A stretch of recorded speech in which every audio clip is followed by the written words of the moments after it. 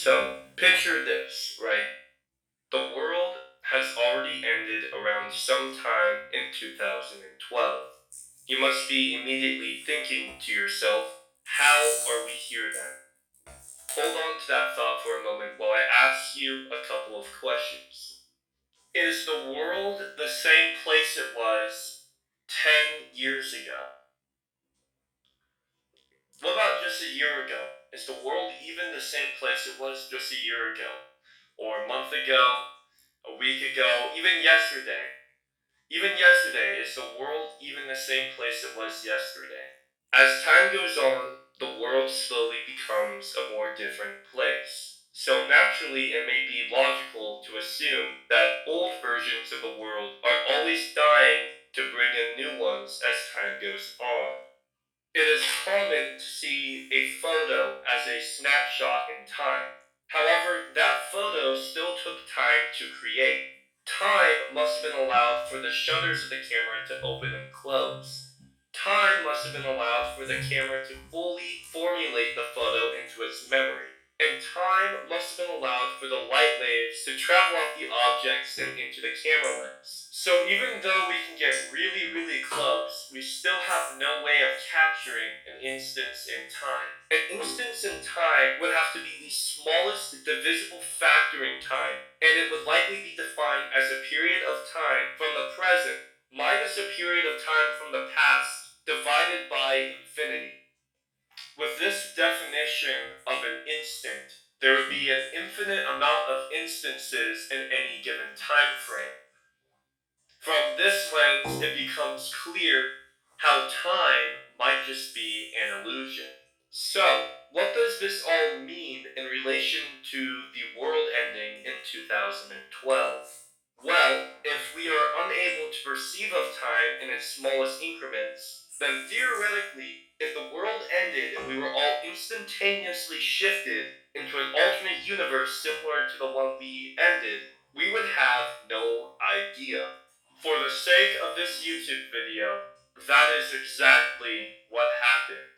On July 4th, 2012, an organization known as CERN launched up the Large Hadron Collider for yet another time after years of prior use. However, this time, CERN was about to discover something groundbreaking.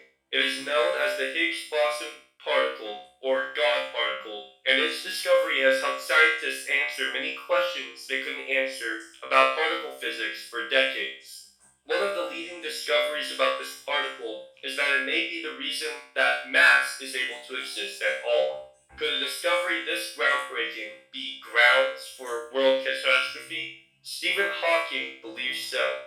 According to Hawking, the God particle becomes very unstable under certain conditions, including near speed of light collisions. Hawking believes that it is possible that a wrong collision may cause the God particle to break and cause a ripple effect across the entire rest of the universe. Since the God particle is responsible for the existence of mass, an event like this would cause all matter to lose its mass, which would simultaneously cause space-time to collapse in on itself. So long story short, the Hadron Collider could theoretically bring an abrupt end to everything as we know it. However, it should be noted that Hawking claimed that it would take a larger collider for this theory to be feasible. With everything that has been said, I could go ahead and end the video right here if it weren't for a particular strange phenomenon that many people have heard of before. This phenomenon is known as the Mandela effect, and as we look into it more closely, you may wonder if the world actually has ended. If you're not familiar with the Mandela effect, here is a quick breakdown. The Mandela effect actually has very little to do with Nelson Mandela, and other things seemingly uncorrelated like the Monopoly Man and Star Wars will show up when you search this term. This is because the Mandela effect gets its name from one of the first occurrences this phenomenon has been observed. When Nelson Mandela died in 2013, there were a lot of people who were suddenly very confused. They could have sworn they remembered Nelson Mandela dying in prison many years ago.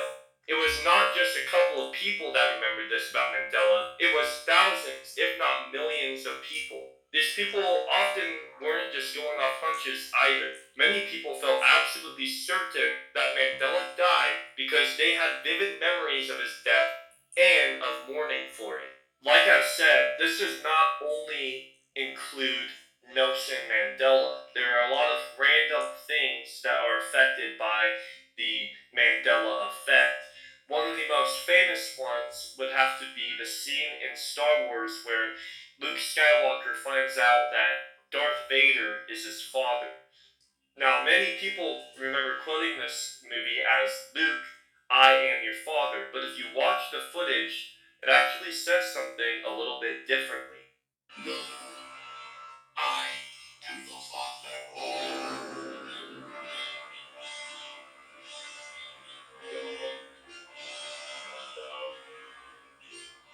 Not true.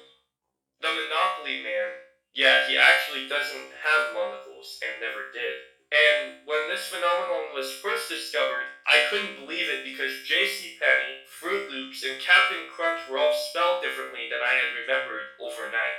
So the Mandela effect is strange, and it would make sense that we would have different memories if we somehow shifted into some kind of alternate universe. The one thing that does not seem to fully add up about this theory is how we entered a new universe immediately after ending our old one. One of the few explanations for this would be that consciousness itself is its own separate force and